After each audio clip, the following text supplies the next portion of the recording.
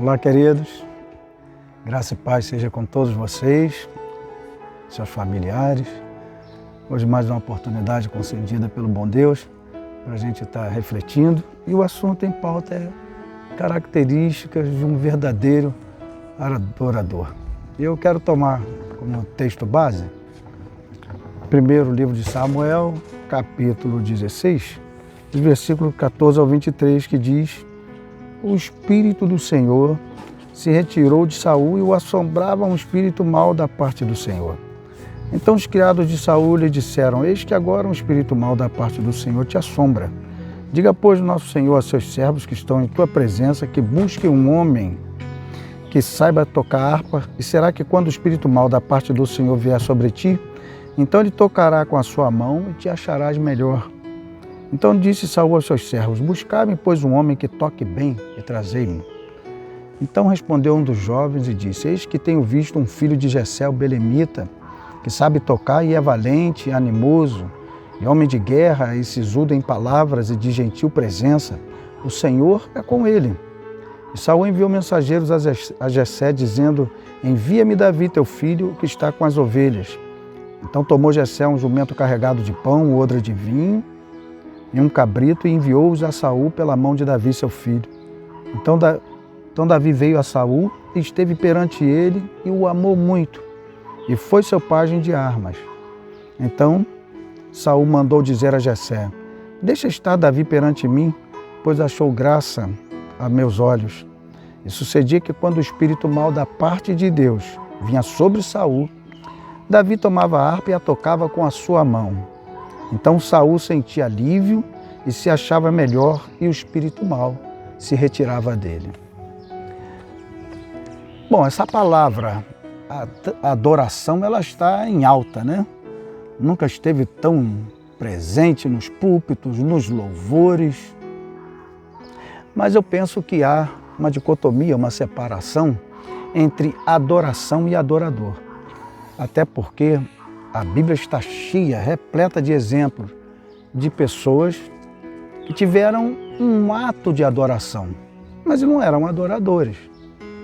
Aquele jovem rico se aproximou de Jesus, dizendo: bom mestre, que farei para herdar a salvação? A Bíblia diz que ele se prostrou, ele adorou a Jesus. A mulher cirofenícia, mãe de uma menina endemoniada, também, em um ato de súplica, humilhação, se prostrou e adorou a Jesus. E, pasmem, até o gadareno, um buzilhão de demônios, uma legião, demônios que se prostraram reconhecendo, diz que o texto que eles se prostraram e adoraram o Senhor, reconhecendo a supremacia de Cristo. Então, isso são atos diversos de adoração. Mas nós queremos hoje ver o perfil do adorador, né? Então, alguns veem nas manifestações de línguas ou explosão de glória a Deus e aleluia, e eu quero dizer que eu não tenho nada contra essas manifestações. Mas é comum pessoas acharem que isso é adoração, né? Então há aquele momento que diz: adora a Deus. O pregador, ou é o cantor, o ministro de louvor. Pois muito bem, a escassez é tanta de adoradores que a Bíblia diz em João 4:23 que a hora é essa, e já chegou, em que os verdadeiros adoradores adorarão o Pai em espírito e em verdade, porque a tais Deus procura. Então, nós percebemos que adorador está escasso. E então, como referência, eu quero tomar justamente a vida de Davi, que em 2 Samuel 23:1, nas suas últimas palavras, ele se autonomeia o salmista suave de Israel. Davi, cujo nome quer dizer o amado, foi o segundo rei de Israel, da tribo de Judá, né, linhagem da qual adviria o Senhor Jesus, o leão da tribo de Judá, ou seja, Judá é louvor, então o leão do louvor. E a Bíblia diz lá em Apocalipse 5:5, quando João chorava profundamente, porque ninguém foi achado digno, capaz de abrir o livro e os selos. E ele disse: não chores, eis aqui o leão da tribo de Judá, a raiz de Davi, que venceu e vai abrir o livro e os selos. Portanto, esse Davi tornou-se um rei de um reinado próspero. Davi foi músico, compositor, instrumentista, profeta, salmista. São muitos predicados, muitas qualidades de Davi. Mas existem algumas particularidades que eu quero tratar nesta tarde, para a gente começar a desenhar o perfil de um adorador e ver se nós nos encaixamos, estamos no caminho certo ou se mesmo estamos qualificando determinados cantores, pastores, pessoas como adoradores, se na verdade são ou não. E não há melhor régua, melhor crivo do que as Escrituras Sagradas. Então a primeira coisa que nós queremos dividir com vocês, meus queridos, é que Davi, antes de ser achado por Samuel, ele foi encontrado por Deus. Davi, antes de receber o azeite da unção feito pelos homens, ele recebeu o óleo dos céus. E isso está muito bem. Antes dele ser ungido por Samuel, ele foi ungido por Deus. Salmo 89, versículo 20, o Senhor diz: achei meu servo Davi e com meu santo óleo ungi.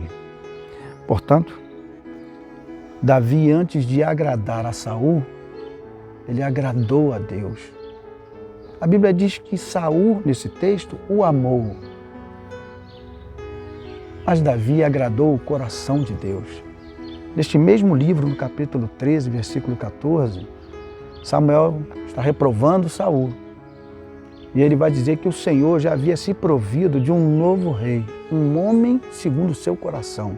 Ele havia encontrado.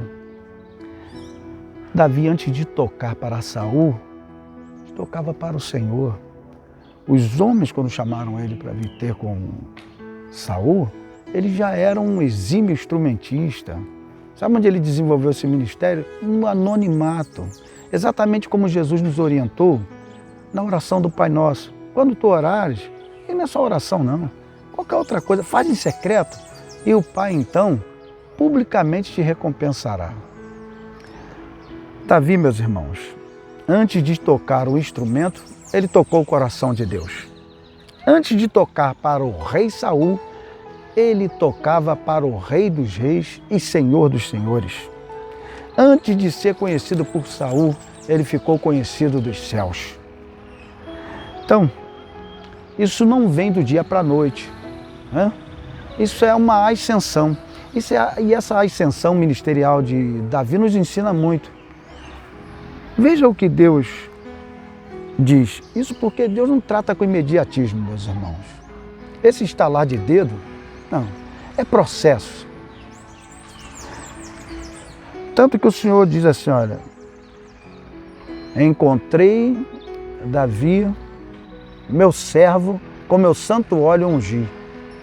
Deus achou um servo e o constituiu, fez dele, de um servo, um rei. Deus não disse que encontrou uma bela voz. Deus não disse que encontrou um exímio instrumentista. Ele encontrou um servo. E um servo segundo o seu coração. Bom, na verdade, a vida de Davi estava antes dos seus talentos. E isso a Bíblia reitera em Gênesis 4:4, quando a palavra diz que atentou Deus para Abel e para a sua oferta. Deus primeiro atenta para o ofertante, depois para a sua oferta. Primeiro é a vida. Isso também nós encontramos em Lucas 21, naquele episódio da oferta da viúva pobre. Um montão de gente com poder aquisitivo altíssimo. Lançaram lá suas moedas de ouro, de prata. Mas a grande verdade é que eles não tinham vida com Deus. Vida que agradava a Deus. Então Deus atentou para a vida daquela viúva. E depois para a sua ofertinha, que ele disse que foi grande demais. Que ela deu de tudo. O problema não estava no poder aquisitivo, nas 2 moedinhas, 2 centavozinhos. Estava no coração liberal dela. Uma vida verdadeira de entrega. Então, eu tenho percebido que alguns querem começar do topo, de cima para baixo. Tem músicos que não gostam de tocar no dia da semana, porque não tem plateia, não tem holofote. Tem que ser casa cheia. Tem gente que não prega em culto do lar com 4, 5 pessoas. Tem que ser igreja abarrotada. E nós temos um exemplo que eu quero citar para vocês de ascensão. A palavra recomenda, né, através de Zacarias, não despreze ninguém o dia das pequenas coisas. Jesus disse, ser fiel no pouco e sobre o muito te colocarei. Elias foi um exemplo maravilhoso de ascensão, paulatina, não tem nada de imediatismo, de truque, de mágica. A Bíblia diz em 1 Reis 17, dos versículos 4 ao 6, que Elias foi usado por Deus para liberar uma palavra profética de juízo divino. 3 anos e 6 meses não choveria. Falta de chuva, irmãos, queria dizer seca, fome, morte. E aí então,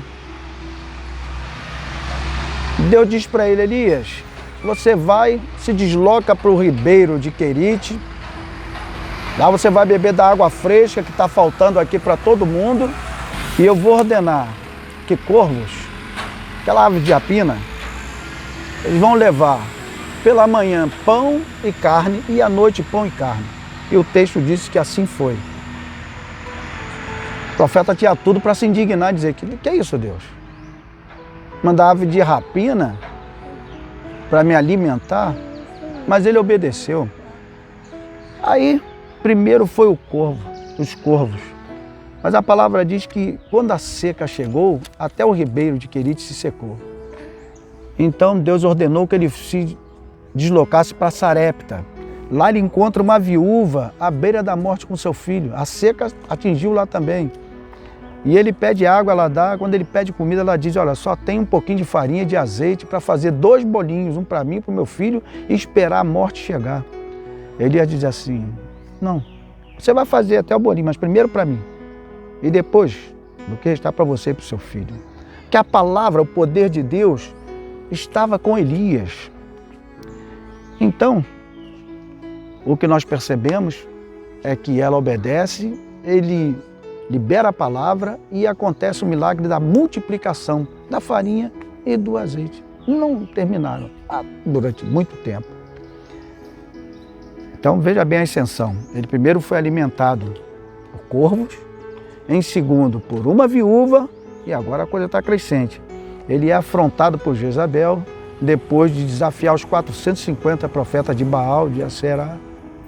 850, portanto, profetas enganadores. E aí ele faz passar o fio da espada, depois daquele desafio no Monte Carmelo, ele clama a Deus, Deus responde com fogo, e ela diz, assim me faça Deus e outro tanto, se amanhã, esta mesma hora, Elias não estiver como um dos meus profetas, que ele fez passar ao fio da espada. A Bíblia diz que ele se desesperou, ele foi para Berseba, e de lá deixou o seu servo, e foi o seu moço e seguiu para o deserto e lá ele pediu a morte a Deus. Só que em vez de morte, Deus enviou um anjo para alimentá-lo. Ora, primeiro, corvos. Segundo, uma viúva. E em terceiro, Deus mandou anjo. Saul queria uma sessão de musicoterapia. Observe que o texto diz que ele diz assim, traga-me um jovem que toque bem. A musicoterapia é muito usada hoje. Né? Só que Deus tinha a intenção era de mandar um jovem um instrumentista cheio do Espírito Santo. Davi não estava ali para se apresentar como um exímio arpista, instrumentista, com uma bela voz. Ele tinha a presença de Deus, foi o que os jovens disseram. Ó, ele é valente, ele é animoso, ele é sisudo de palavra, ele é um homem de guerra. E tem mais, o Senhor é com ele. Um adorador, Deus é com ele. Um adorador, ele não é um manipulador de sentimentos e emoções. Ele é alguém que glorifica a Deus não numa noite de apresentação, mas numa vida de entrega e compromisso. Então, agora você compreende por que Davi tocava a sua harpa e os demônios saíam de Saul. Sabe por quê? A vida de Davi era uma extensão da vontade de Deus. E a harpa, apenas um instrumento que manifestava a unção de quem a tocava. A vida consagrada de entrega e compromisso de um adorador vem antes de tudo, de qualquer coisa que ele venha ofertar a Deus. Portanto, Davi foi um instrumento de Deus. E Deus assim espera encontrar muitos de nós. Eu quero que você reflita sobre essas coisas e pense nisso.